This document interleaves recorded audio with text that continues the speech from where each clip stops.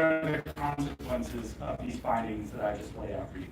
So, first and foremost, if a firm such as Kwanzaa Capital with very deep ties to political elites in a country where there is rampant corruption are not just related to Congo, when the kinds of people we call politically exposed persons, which includes individuals responsible outside the real world impact. And I'll close out by offering a brief summary of the recommendations we are making in order to prevent future abuses of this sort. But first, I want to clarify, the Century's goal here is not to create barriers to investment in Congo. We're not trying to frighten financial institutions from establishing relationships or maintaining relationships with financial institutions in the Democratic Republic of Congo. Rather, we are highlighting negative past conduct in the hopes that the powers in place will take positive action to prevent that kind of activity from taking place. And we also seek to offer constructive solutions that will help them do just that. So with that, here are some of the general recommendations that we have offered in our report.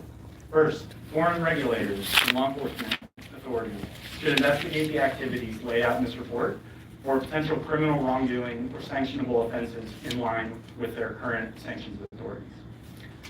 Second, foreign financial institutions should do a retrospective assessment of what kind of exposure they had or have to the individuals, entities, transactions, and activities laid out in this report, and they should take appropriate action to include filing suspicious transaction reports with the appropriate national regulator. Finally, we would recommend that financial institutions use this report, although it is most specifically about Congo, as a means of educating their compliance staff on various typologies of corruption, money laundering, etc. Finally, with the Congolese government, we recommend they look into the allegations of stolen money from government coffers and take appropriate action. Next, we also suggest that the Congolese government take any appropriate action to ensure that the primary regulatory agency for the banking sector, which is the Central Bank of Congo, that it operate within its legal mandate and that it not operate in the interests of private individuals and their commercial interests. Finally, we urge the Congolese government to put political will and resources behind the country's financial intelligence unit. That is the agency that should be examining potentially suspicious transactions. That is called the CNRF. That's an important player in this calculation. They will help prevent abuses in the banking system if they have political will and if they have the resources to do so. Without their empowerment, the government would be, in a certain sense, leaving the potential architects of corruption to police themselves. With that, I thank you for giving me this opportunity to speak, and I look forward to the spirited discussion.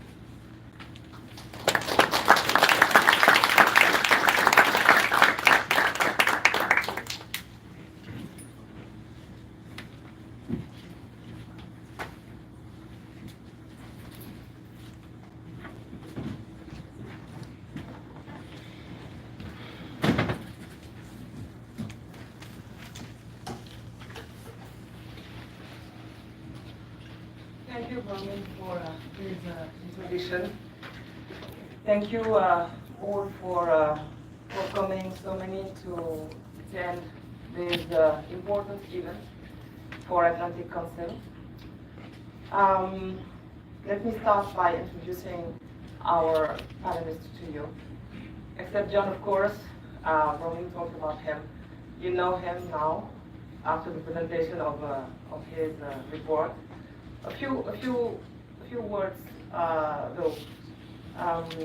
It is an important report. I think in a historical moment for the DRC, for Africa, and for the world. I'm not surprised by the high quality of this tough work. As a lanceur d'alerte, the Century seeks to expose those who profit from war in Africa, as you see, in failed state, hijacked state, not only in the DRC, but in Sudan also. But it's interesting what is happening now in Sudan also.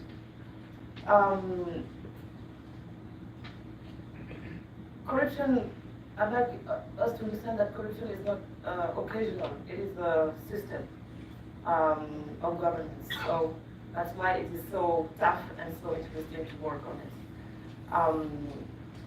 We have two other panelists here. I'm sure that some of you know them. Mr. Benba Dizolele, you have a wonderful career. It's not a career, it's a commitment, I should say. First of all, you are a senior advisor at the International Republican Institute, a lecturer in African Studies at the Johns Hopkins University, and a senior associate in the Africa program at the Center for Strategic and International Studies. Beyond these positions, very interesting positions, you have testified on African affairs before the United Nations Security Council and the US Congress also. Especially, you won a grant from the Political Center on Crisis Reporting to cover the 2006 elections in the DRC, where you were embedded with the UN peacekeepers. You are also the author of a widely acclaimed documentary report on the role of coltan in the DRC. Thank you for your amazing work on Congolese matters. We are honored to have you here. Unquestionably, your work has helped to alert the world to the seriousness of the situation in the DRC. Last but not least, Mrs. Lakshmi Kumar, thank you for being here too. As Policy Director at Global Financial Integrity, a DC-based think tank, you are focused on promoting pragmatic transparency measures in the international financial system to combat corruption and illicit financial flows. Prior to joining GFI, you were a lawyer in India. You have worked with governments and regulatory agencies across South Asia, East Africa, and Eurasia to investigate money laundering and terrorist financing risks to the financial systems. Your high level of expertise is a chance for our discussion. Of course, no doubt that you will enlighten the debate thanks to your brilliance and deep knowledge of illicit finance. Thank you so much. Before we start, I'd like to take the opportunity of this special event to tell how happy and excited I am to be appointed here as a senior fellow after joining Atlantic Council, especially Africa Center, and its amazing team under the direction of VP Bishop Khan. He's not here today because he's traveling, but he knows how grateful I am. And I'd like to thank him for his trust and his warm welcome. So that's why that after a decade of political commitment in France, yes, I started very young. Unfortunately, you will have guessed that I'm the least expert in this matter. But as former Minister for Foreign Affairs and Human Rights, I visited many times the DRC and especially the Kivus in Eastern Congo, where I had the honor to work with Dr. Mukwege, recently honored by the Nobel Prize. Today I have the privilege to moderate a very important conversation in a crucial context in Africa and particularly in DRC, as I say. So let's move to the debate. We will have 30 minutes between us before moving to the audience for 20 or 30 minutes. We'll have to close the discussion at 5 p.m. So this report is alarming. That's the first word I think of. Uncompromising, promising. I would like to ask now our two other panelists what they think about it.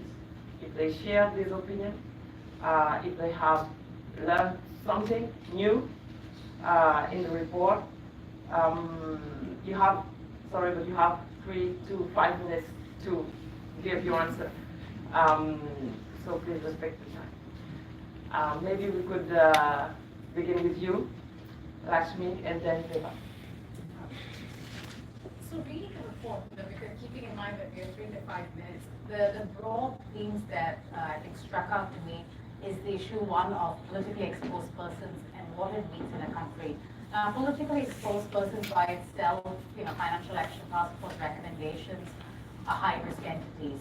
Now, the risk to that gets compounded depending on how entrenched the politically exposed person's influence is within a government.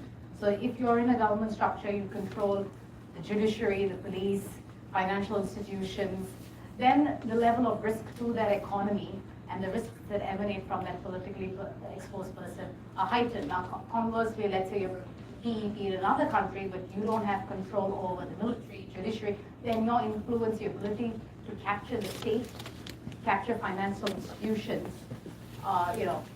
drastically reduced. And this report sort of is an excellent example that goes back to previous examples, with Estrada in Philippines, Pinochet in Chile, where you have people in positions of government that not only have influence within the governmental institution, but overarching influence across a variety of actors. I think the second big question that comes to mind here is the role that a central bank is supposed to play. Very often you see in Western advanced economies, the central bank is purely a